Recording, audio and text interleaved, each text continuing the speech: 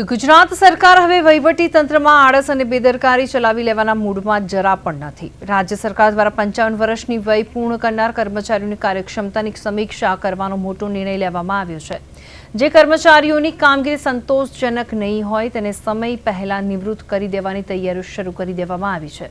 આ હિસાબ અને તિજોરી નિયામક કચેરી દ્વારા તમામ વિભાગોને એક મહત્વપૂર્ણ પરિપત્ર જાહેર કરવામાં આવ્યો છે। જે કર્મચારીઓ 1 ઓક્ટોબર 2026 થી 31 ડિસેમ્બર 2026 દરમિયાન 55 વર્ષ પૂર્ણ કરી રહ્યા છે તેમનો સેવા રેકોર્ડ ચકાસવામાં આવશે। ગ્રુપ 1 થી ગ્રુપ 4 સુધીના તમામ કર્મચારીઓની વિગતો મંગાવવામાં આવી છે। સરકાર હવે કર્મચારીઓના છેલ્લા કેટલા વર્ષોના ગુપ્ત અહેવાલો, શિસ્તભંગની કાર્યવાહી અને ફરજ પ્રત્યેની નિષ્ઠાનું કડક મૂલ્યાંકન કરશે।